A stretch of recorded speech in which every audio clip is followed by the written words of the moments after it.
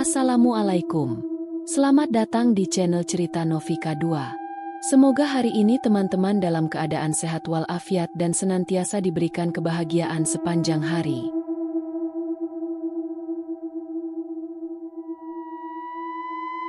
Taryo, seorang pria desa yang hobi memancing, tidak pernah menyangka bahwa hobinya akan membawa petaka. Saat memancing di sebuah rawa belakang gudang kayu milik perhutani, ia tanpa sadar telah mengambil sesuatu yang bukan miliknya. 3 malam berturut-turut, teror dari makhluk halus menghantui hidupnya. Pada malam ketiga, seorang wanita misterius muncul dalam mimpinya, memperingatkan bahwa ikan yang ia tangkap bukan ikan biasa. Mereka adalah prajurit kerajaan gaib. Jika ia tidak mengembalikannya, nyawanya akan melayang. Apakah Taryo bisa menyelamatkan dirinya? Ataukah rawa itu akan menelannya selamanya? Malam itu, udara terasa lembab. Sisa hujan sore tadi masih menyisakan embun di dedaunan. Taryo, Jito, dan Urip berjalan beriringan di jalan setapak berbatu, membawa perlengkapan memancing seadanya.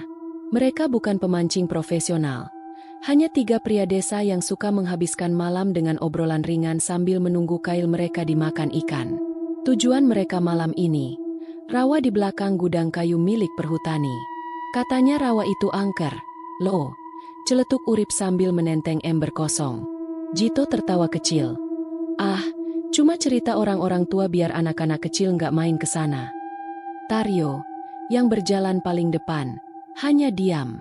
Ia pernah mendengar desas-desus tentang rawa itu, tentang suara-suara aneh di malam hari, sosok bayangan yang terlihat di atas air, atau cerita nelayan yang pernah melihat wanita berambut panjang duduk di tengah rawa saat fajar. Tapi selama ini, tidak ada kejadian yang benar-benar membuktikan hal itu. Dan bagi mereka, yang lebih penting adalah mendapatkan ikan untuk lauk besok pagi. Setelah berjalan sekitar 20 menit, mereka akhirnya tiba di tepi rawa. Rawa itu tersembunyi di balik pohon-pohon besar. Di belakangnya, berdiri gudang kayu tua milik perhutani, gelap dan sepi tanpa tanda-tanda kehidupan.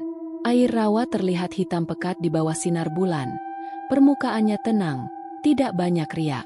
Sesekali terdengar suara jangkrik dan burung malam, membuat suasana semakin sunyi.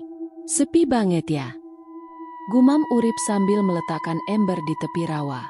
Taryo mengeluarkan kail pancingnya, memasang umpan, lalu melemparkannya ke dalam air. Jito dan Urip pun mulai melakukan hal yang sama. Kini, hanya suara desir angin dan gemericik air yang menemani mereka. Awalnya, malam itu terasa seperti malam memancing biasa. Mereka mengobrol pelan, sesekali bercanda, sambil menunggu ikan menyambar umpan mereka. Setengah jam berlalu, Taryo merasa ada tarikan kuat di kailnya. "Kena, nih," serunya sambil mulai menggulung senarnya. Dengan sedikit tenaga, ia berhasil menarik seekor ikan lele besar keluar dari air. Ukurannya tidak biasa. Jauh lebih besar dibandingkan ikan lele yang biasanya mereka dapatkan di rawa biasa. Mata ikan itu terlihat kosong, dengan sisik yang tampak lebih berkilauan di bawah sinar bulan. "Wow, ini pasti enak banget kalau digoreng," ujar Jito. Matanya berbinar melihat tangkapan besar itu. Taryo tersenyum puas dan segera memasukkan ikan itu ke dalam ember. Beberapa menit kemudian, Jito dan Urip juga mulai mendapatkan ikan-ikan besar lainnya. Semua berukuran tidak biasa. Dan anehnya, air rawa mulai sedikit beriak, meskipun angin tidak bertiup kencang. Setelah 1 jam memancing, ember mereka sudah penuh dengan ikan besar. "Udah cukup, nggak? Kalau kebanyakan, takut mubazir," kata Urip sambil merapikan kailnya. Taryo mengangguk. "Iya, kita pulang aja." Namun, saat mereka bersiap membereskan peralatan, angin tiba-tiba bertiup lebih kencang. Suara jangkrik menghilang seketika, menyisakan kesunyian yang aneh. Pohon-pohon di sekitar rawa mulai bergoyang, seolah ada sesuatu yang bergerak di antara mereka. Dan dari arah rawa, muncul suara gemericik air. Meskipun tidak ada ikan yang melompat, mereka saling berpandangan. "Dengar nggak?" bisik Jito pelan. Urip mengangguk dengan wajah pucat. Namun Taryo berusaha tetap tenang. "Ah, Mungkin cuma angin, katanya, meskipun hatinya mulai tidak nyaman. Tanpa membuang waktu, mereka segera mengambil ember berisi ikan dan berjalan cepat meninggalkan rawa. Namun, saat mereka melangkah pergi, di belakang mereka, permukaan air rawa mulai beriak dengan sendirinya.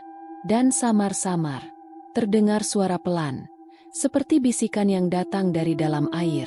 Kembalikan. Namun mereka tidak mendengarnya. Belum. Mereka berjalan melewati jalan setapak berbatu, menembus kebun dan ladang kosong menuju rumah masing-masing. Udara masih terasa dingin, tapi tidak ada lagi suara aneh. Serem juga ya tadi, ujar Urip sambil menghela napas lega. Halah, paling juga cuma perasaan kita aja. Lagian, kalau memang rawa itu angker, harusnya dari dulu udah ada kejadian, balas Jito. Taryo hanya diam. Ada sesuatu yang mengganjal di hatinya. Kenapa ikan-ikan itu begitu besar? Dan, kenapa angin tiba-tiba berubah saat mereka hendak pulang? Namun, ia mengabaikan pikirannya sendiri. Yang penting besok bisa makan ikan enak, pikirnya. Setibanya di rumah, Taryo menuangkan ikan-ikan hasil tangkapannya ke dalam bak air. Ikan-ikan itu masih hidup, berenang dengan gerakan aneh.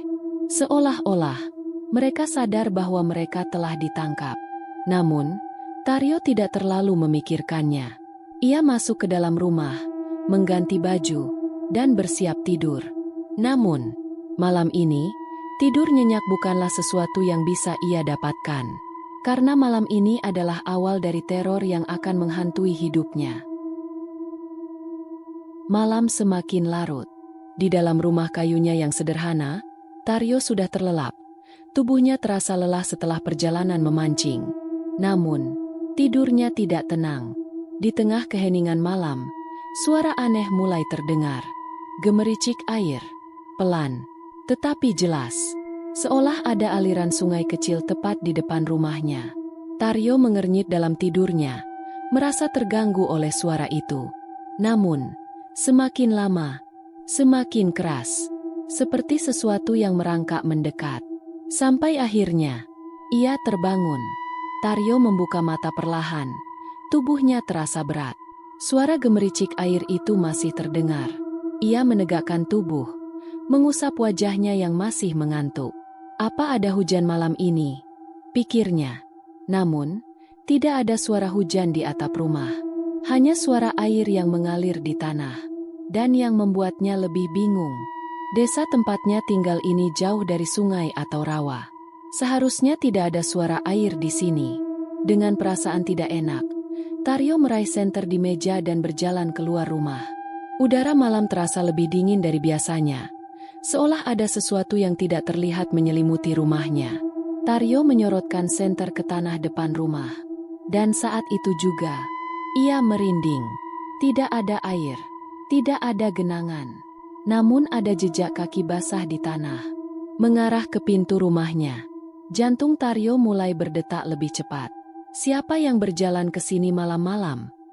Ia menghitung jejak kaki itu dengan seksama. Jejak itu kecil. Bukan jejak kaki manusia dewasa. Lebih anehnya lagi, jejak itu tampak berasal dari sesuatu yang keluar dari rumahnya. Lalu kembali masuk. Taryo menelan ludah. Tiba-tiba merasa udara di sekitarnya semakin dingin. Ia mencoba berpikir logis. Mungkin ada hewan liar yang bermain di air lalu masuk ke rumah. Namun, hatinya berkata lain. Sesuatu sedang tidak beres. Dengan perasaan was-was, Taryo menutup pintu dan kembali ke dalam rumahnya. Ia berjalan menuju dapur, tempat ember berisi ikan hasil tangkapannya tadi. Saat ia menyorotkan senter ke dalam ember, darahnya langsung membeku. Ikan-ikan itu bergerak sendiri. Bukan seperti ikan yang masih hidup. Bukan seperti ikan yang baru ditangkap. Tetapi bergerak dengan cara yang tidak wajar. Tubuh mereka terguncang pelan.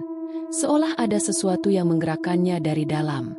Beberapa ikan seperti bergetar sendiri, meskipun sudah mati beberapa jam lalu. Dan yang paling mengerikan, salah satu ikan perlahan membuka mulutnya. Lalu terdengar suara pelan dari dalamnya. Kembalikan. Taryo jatuh terduduk. Jantungnya berdebar tak karuan. Tangannya bergetar. Kakinya terasa lemas. Ia ingin berpikir bahwa ini hanya imajinasinya. Bahwa ia hanya lelah dan berhalusinasi. Namun, jelas-jelas ia melihat ikan-ikan itu bergerak. Dan ia mendengar sesuatu dari mulut ikan itu. Ia merasa ada mata-mata tak kasat mata yang mengawasinya dari setiap sudut rumah. Taryo menggigit bibirnya, berusaha menenangkan diri. Ini nggak mungkin. Ini cuma perasaanku aja. Namun, sebelum ia bisa berpikir lebih jauh, terdengar suara langkah pelan dari dalam rumahnya. Bukan langkahnya sendiri. Seseorang, atau sesuatu, sedang berjalan di dalam rumah. Taryo langsung berlari ke kamarnya, menutup pintu rapat-rapat. Tubuhnya gemetar hebat, keringat dingin bercucuran. Suara langkah itu masih terdengar. Perlahan, sangat perlahan, seperti sesuatu sedang mondar-mandir di dalam rumahnya. Namun, ia terlalu takut untuk keluar melihatnya. Taryo merapatkan selimut ke tubuhnya, membaca doa yang ia ingat. Malam itu terasa sangat panjang. Ia tidak berani tidur, tetapi terlalu lelah untuk tetap terjaga. Dan entah kapan, ia akhirnya tertidur dalam ketakutan. Namun, malam ini adalah awal dari mimpi buruk yang lebih besar.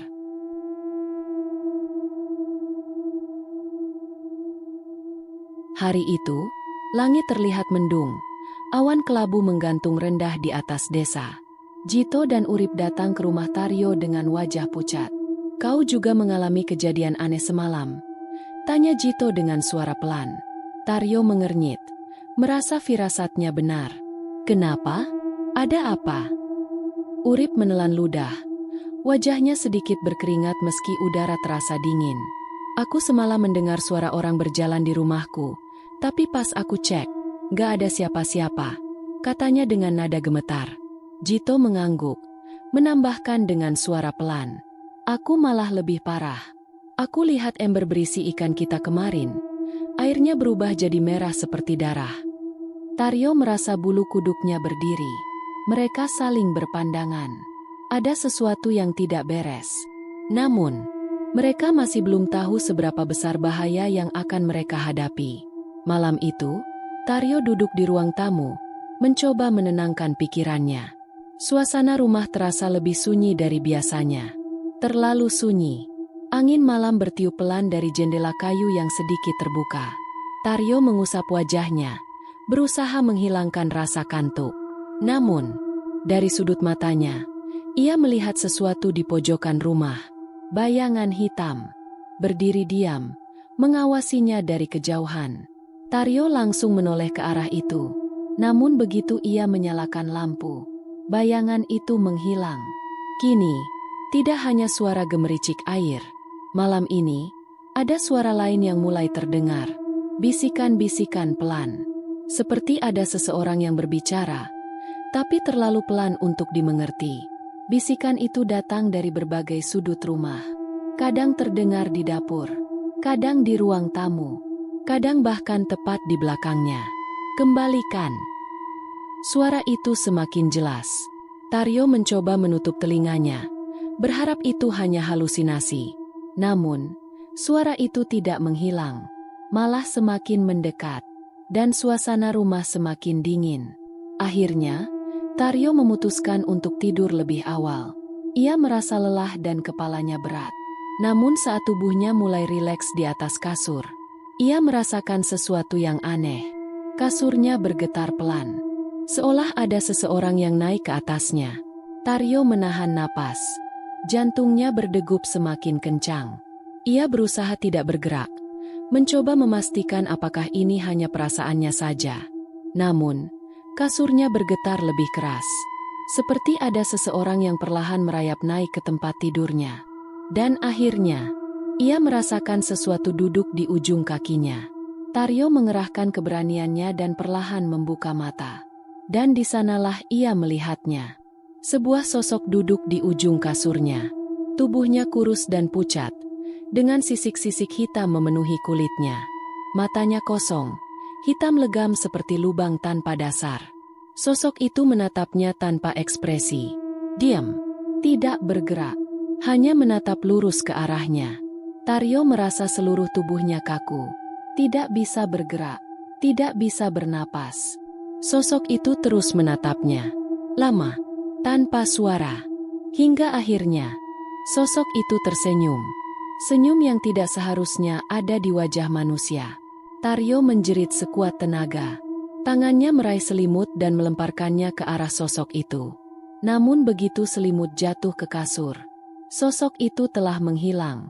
Taryo terengah-engah, tubuhnya basah oleh keringat dingin. Ia memegang dadanya. Jantungnya terasa hampir copot. Apa yang baru saja ia lihat? Apakah itu makhluk dari rawa? Atau apakah itu salah satu ikan yang ia tangkap? Taryo tidak berani tidur lagi malam itu. Namun, ia tahu bahwa teror ini belum berakhir. Mungkin besok akan lebih buruk. Malam itu, langit tampak lebih gelap dari biasanya. Hujan gerimis turun perlahan, menciptakan suasana yang semakin mencekam. Di rumah Taryo, 3 pria itu duduk diam di ruang tamu. Wajah mereka terlihat lelah dan pucat. "Aku nggak bisa tidur di rumah sendiri lagi," kata Urip sambil menggigit bibir. "Semalam, aku dengar suara langkah kaki di atap. Tapi pas aku keluar, nggak ada siapa-siapa," lanjutnya dengan suara gemetar. Jito mengangguk. "Aku juga. Jendela di kamarku kebuka sendiri tengah malam. Pas aku mau nutup, aku lihat ada bayangan hitam di luar."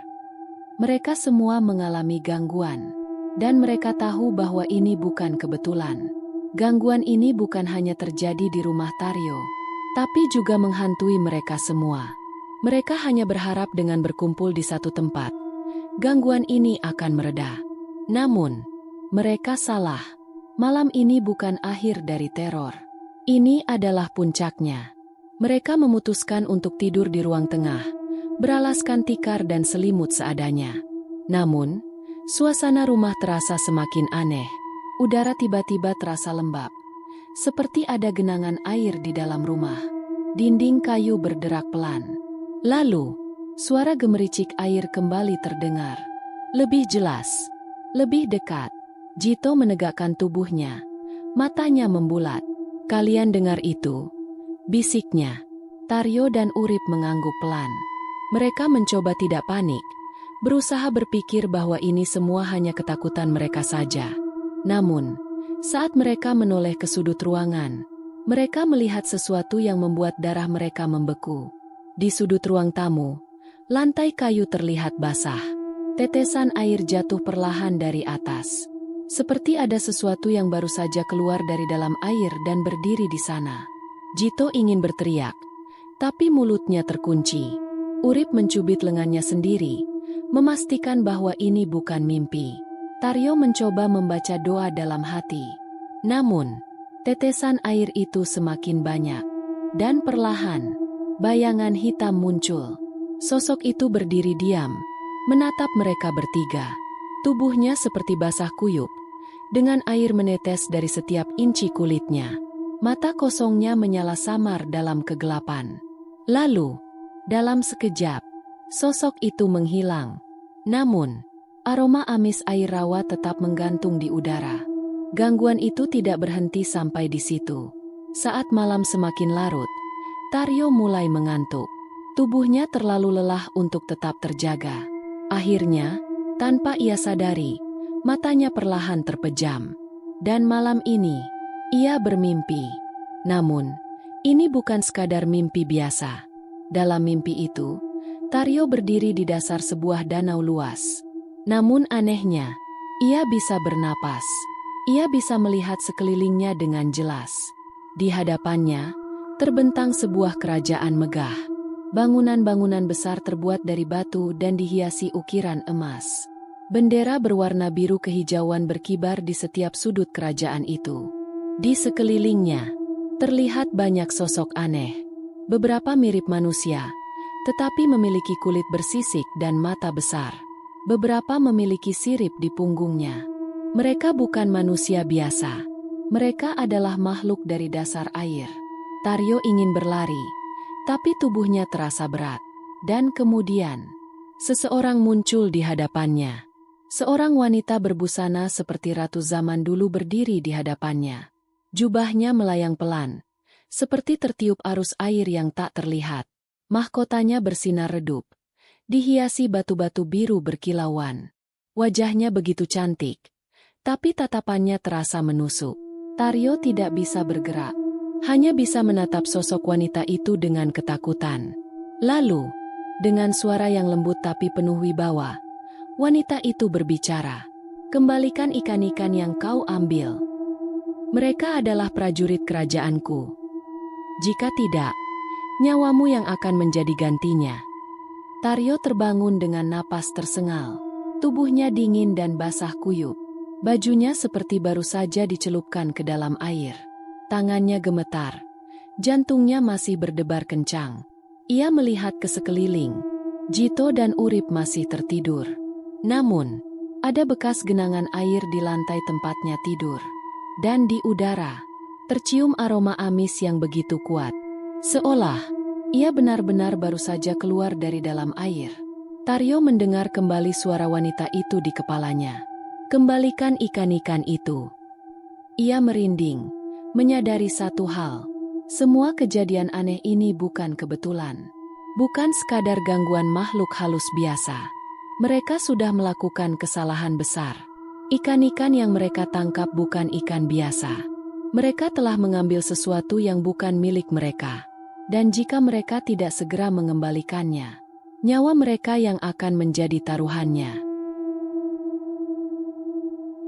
Fajar mulai menyingsing. Cahaya matahari pagi mengintip dari balik pepohonan, menerangi rumah kayu Taryo yang masih dipenuhi hawa dingin dari malam sebelumnya. Taryo duduk di depan rumah. Wajahnya kusut, matanya sembab karena kurang tidur. Di sebelahnya, Jito dan Urip juga tampak lelah. Mereka bertiga tahu, apa yang mereka alami bukan sekadar mimpi buruk. Apa yang terjadi benar-benar nyata. Dan kini, mereka harus segera melakukan sesuatu sebelum terlambat. Dengan suara serak, Taryo menceritakan mimpi mengerikannya. Tentang kerajaan di dasar air. Tentang wanita cantik bermahkota yang memerintahkannya mengembalikan ikan-ikan itu. Tentang ancaman yang bisa merenggut nyawa mereka. Saat Taryo selesai berbicara, Jito dan Urip saling pandang dengan wajah pucat. Mereka akhirnya sadar.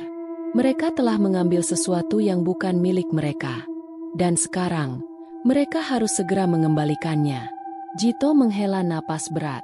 "Kalau gitu, nggak ada pilihan lain. Kita harus ke rawa sekarang juga." Urip mengangguk cepat. Suaranya sedikit bergetar. "Iya, sebelum ada yang mati." Tanpa membuang waktu, mereka berlari ke dapur dan mengangkat ember tempat mereka menyimpan ikan. Taryo mengintip ke dalam ember. Beberapa ikan masih hidup, berenang dengan gerakan aneh seolah menunggu sesuatu. Yang lain terlihat mati, tapi tubuh mereka masih bergetar. Seolah-olah mereka masih memiliki kesadaran. Taryo merinding, tetapi ia menahan rasa takutnya. "Kita harus cepat." Mereka mengangkat ember itu bersama-sama dan mulai berjalan menuju rawa. Semoga belum terlambat. Setelah berjalan selama 20 menit, mereka akhirnya tiba di tepi rawa. Namun, ada sesuatu yang berbeda. Air rawa lebih keruh dari sebelumnya. Angin bertiup pelan, tetapi terasa berat dan menyeramkan. Suara alam yang biasanya ramai, kini hilang. Tidak ada jangkrik, tidak ada burung malam, tidak ada suara apapun. Seolah-olah, alam sedang menahan napas, menunggu sesuatu terjadi. Taryo, dengan tangan gemetar, melangkah mendekati tepi rawa. Jito dan Urip berdiri di belakangnya, diam tanpa suara. Saat kakinya menyentuh tepi air, rawa itu beriak, bukan karena angin, tapi seperti menyambut kedatangannya. Taryo merasa bulu kuduknya berdiri. "Mereka tahu kita datang," pikirnya. Mereka menunggu ikan-ikan itu kembali. Dengan tangan yang sedikit gemetar, Taryo mengambil seekor ikan dari ember. Ia melihat mata ikan itu. Kosong, tapi ada sesuatu di dalamnya. Seolah ada jiwa yang terperangkap di sana. Dengan napas berat, Taryo berdoa dalam hati. "Kami tidak tahu Maafkan kami. Kami hanya ingin mengembalikan semuanya. Lalu, ia melepaskan ikan itu ke dalam air. Ikan itu tidak langsung berenang. Sebaliknya, ia menghilang ke dalam air, seolah disambut oleh sesuatu yang lebih besar di bawah sana. Lalu, air di rawa itu kembali beriak, lebih besar dari sebelumnya. Seolah sesuatu di dalam sana mulai bergerak. Satu persatu, mereka melepaskan ikan-ikan yang tersisa. Dengan setiap ikan yang kembali, suasana di rawa semakin berubah. Angin bertiup semakin kencang. Udara terasa lebih ringan. Dan saat ikan terakhir dilepaskan, rawa itu menjadi tenang kembali. Namun, di tengah permukaan air, sebuah bayangan muncul. Taryo, Jito, dan Urip menahan napas. Bayangan itu semakin jelas. Dan akhirnya, sosok seorang wanita muncul di permukaan air. Wanita yang ada dalam mimpi Taryo. Rambutnya panjang tergerai. Jubahnya melayang di atas air. Matanya menatap mereka bertiga dengan tajam. Namun kali ini, tatapannya tidak penuh amarah, tapi seperti puas dan berterima kasih. Taryo mengerjapkan matanya. Saat ia menoleh ke arah Jito dan Urip, mereka tidak melihat apa-apa. Kalian gak lihat? Bisik Taryo. Jito menggeleng. Apa? Taryo memandang ke rawa lagi. Dan kini, wanita itu sudah menghilang. Hanya meninggalkan permukaan air yang kembali tenang. Seolah tidak pernah terjadi apa-apa. Taryo menghela napas panjang. Jito dan Urip juga merasa sedikit lebih lega. Udah selesai, kan? Tanya Urip dengan suara lemah. Semoga, jawab Taryo, masih menatap rawa dengan perasaan tak menentu. Mereka berjalan pergi dari tepi rawa, meninggalkan tempat itu dengan harapan tidak akan pernah lagi mengalami gangguan. Malam itu, tidak ada lagi suara bisikan. Tidak ada lagi bayangan hitam di sudut rumah. Tidak ada lagi kasur yang bergoyang. Untuk pertama kalinya dalam beberapa malam, mereka bisa tidur nyenyak. Namun, benarkah semua sudah berakhir? Ataukah rawa itu hanya sedang menunggu korban berikutnya?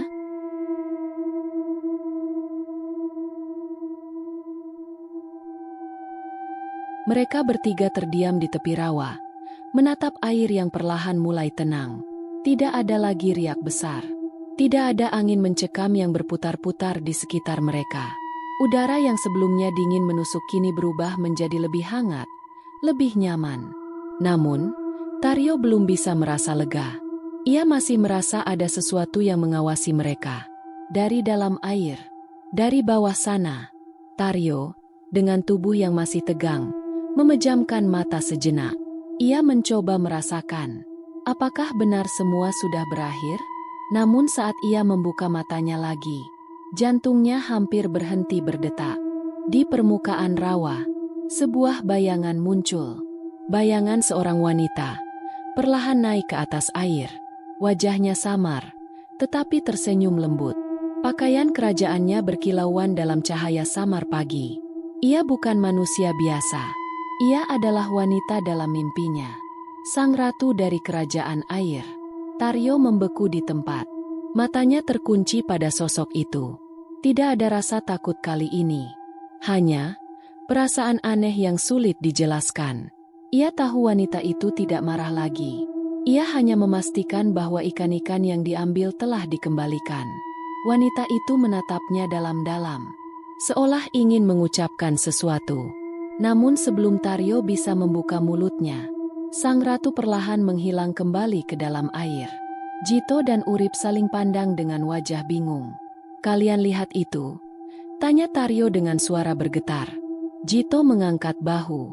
Aku cuma lihat bayangan aneh tadi, tapi nggak jelas, katanya. Urip menelan ludah. Wajahnya pucat. Aku ngerasa kita memang nggak sendirian di sini. Mereka tidak bisa melihat sosok wanita itu sejelas Taryo. Namun mereka bisa merasakan kehadirannya. Dan mereka tahu, apapun yang ada di rawa ini, ia baru saja melepaskan mereka. Setelah beberapa saat, segalanya kembali seperti semula. Air rawa kini jernih. Tidak lagi keruh seperti sebelumnya. Angin bertiup pelan, tidak lagi berat dan menyesakkan. Udara terasa normal kembali. Mereka berdiri di tepi rawa, masih dalam diam. Semua kejadian yang mereka alami terasa seperti mimpi buruk yang baru saja berlalu. Namun, satu hal yang pasti, mereka tidak akan pernah melupakan ini. Dan mereka tidak akan pernah kembali ke rawa ini lagi. Ayo kita pergi, kata Taryo akhirnya. Jito dan Urip mengangguk cepat. Mereka berjalan menjauh dari tepi air, meninggalkan rawa itu tanpa menoleh ke belakang. Tidak ada yang berbicara. Tidak ada yang ingin mendengar suara-suara aneh lagi. Tidak ada yang ingin merasakan dinginnya tatapan dari dalam air. Dan saat mereka akhirnya keluar dari kawasan rawa dan kembali ke jalan setapak, perasaan lega yang luar biasa menyelimuti mereka. Seperti baru saja terbebas dari mimpi buruk yang nyaris merenggut nyawa. Saat mereka berjalan pulang, Jito akhirnya berbicara. Menurut kalian, mereka bakal ganggu kita lagi nggak? Taryo menghela napas, menatap rawa yang semakin jauh di belakangnya. Aku rasa, selama kita nggak mengusik mereka lagi, kita aman. Urip mengangguk setuju. Berarti, kita jangan pernah lagi ke rawa ini. Taryo tersenyum tipis. Bukan cuma kita. Siapapun, sebaiknya jangan pernah ke sana lagi.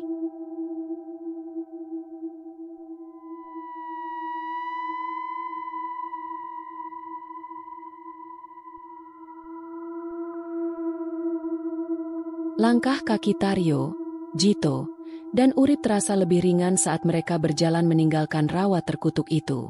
Matahari sudah mulai tinggi di langit, menyinari jalan setapak yang mereka lalui. Tidak ada lagi perasaan berat. Tidak ada lagi angin dingin yang berbisik di telinga mereka. Namun, meskipun semuanya terlihat kembali normal, mereka masih belum berani menoleh ke belakang. Seolah takut, jika mereka melihat ke rawa itu lagi, sesuatu akan memanggil mereka kembali. Sesampainya di rumah, Taryo langsung merebahkan diri di atas kasurnya. Sudah 3 hari ia tidak bisa tidur dengan tenang. Dan kini, untuk pertama kalinya, ia merasa benar-benar bebas. Jito dan Urip juga mengalami hal yang sama. Tidak ada lagi suara gemericik air. Tidak ada bisikan aneh di tengah malam. Tidak ada bayangan hitam di sudut ruangan. Mereka tidur nyenyak, tanpa gangguan apapun. Namun, sebelum benar-benar terlelap, satu hal melintas di pikiran Taryo. Apakah rawa itu benar-benar sudah tenang? Keesokan harinya, Taryo duduk di beranda rumahnya. Kopi hangat di tangannya mengebulkan asap tipis, menghangatkan udara pagi. Ia menatap ke arah jalan setapak yang mengarah ke rawa, mengenang semua kejadian yang baru saja mereka alami. Ia sadar, tidak semua tempat bisa dijamah seenaknya. Ada batas-batas yang tidak boleh dilanggar. Ada makhluk-makhluk yang tidak boleh diganggu. Dan di rawa itu, mereka telah melakukan kesalahan besar. Taryo menghela napas panjang. Aku tidak akan pernah ke sana lagi, katanya dalam hati. Sejak kejadian itu, berita tentang rawa belakang gudang kayu perhutani mulai menyebar. Jito dan Urip menceritakan pengalaman mereka ke beberapa orang di desa. Mereka tidak ingin ada korban lain. Awalnya, beberapa warga tidak percaya. Ah, paling kalian cuma ketakutan sendiri, kata salah satu pria tua di warung kopi. Namun, saat mereka mendengar bahwa ikan yang mereka tangkap berasal dari kerajaan gaib, saat mereka tahu bagaimana Taryo, Jito, dan Urip dihantui selama 3 malam berturut-turut, tidak ada lagi yang berani pergi ke rawa itu. Bulan demi bulan berlalu. Tidak ada lagi yang mendekati rawa itu. Tidak ada lagi suara tawa para pemancing di malam hari. Tidak ada lagi kilauan lampu senter di permukaan air. Rawa itu kini dibiarkan begitu saja, sunyi dalam keheningan. Namun, meskipun tidak ada lagi yang mengganggu, pertanyaan itu masih tersisa. Apakah rawa itu benar-benar sudah tenang? Atau, apakah ia hanya menunggu korban berikutnya?